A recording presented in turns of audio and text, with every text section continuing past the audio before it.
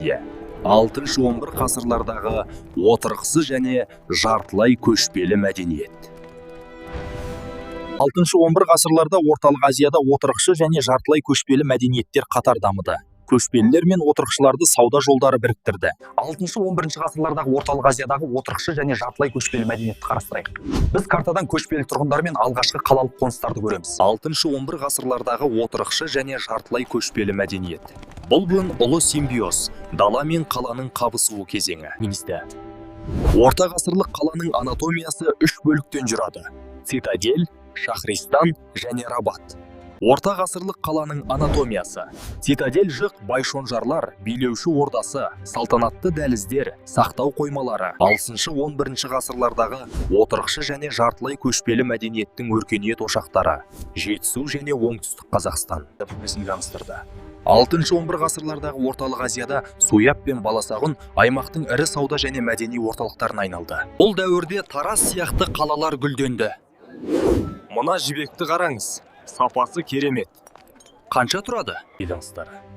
Тарихқа көз жүгіртсек, 6-11 ғасырларда Отырар мен Түркістан өркениеттің гүлденген ошақтары еді. Тарихи сәттер: Исфиджаптағы сауда керуендері, Сығанақты жошы әскерінің қоршауы және Сауран қамалының қорғанысы. 6 ғасырдан бастап аймақтағы қалалар ірге көтеріп, отырықшы мәдениет пен көшпелі өмір салты тоғысты. 6-11 ғасырлардағы отырықшы және жартылай көшпелі мәдениет дала өркениетінің негізі болды. Елші мырза, біздің мәдениетімізді қалай көріп отырсыз? 6-11 ғасырлардағы көшпелілердің материалдық мәдениеті жоғары деңгейде дамыды.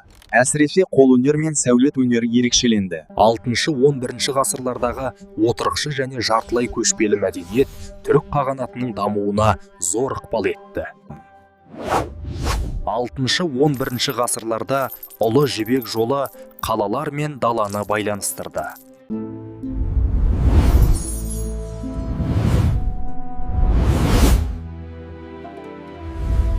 6-11 ғасырлардағы отырықшы және жартылай көшпелі мәдениеттің жарқын үлгісі Ақыртас сарай кешені.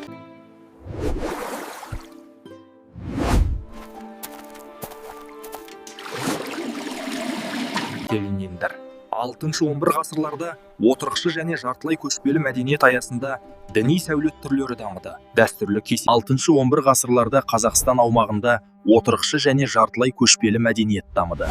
Діни сәулет түрлері де алуан болды. Сырлытам кесенесі терракоталық өнердің шыңы болып табылады. Ол Сырдария бойында 107-8 ғасырларда салынған. 6-11 ғасырлардағы отырықшы және жартылай көшпелі мәдениеттің дамуы. Дала мен қаланың синтезі.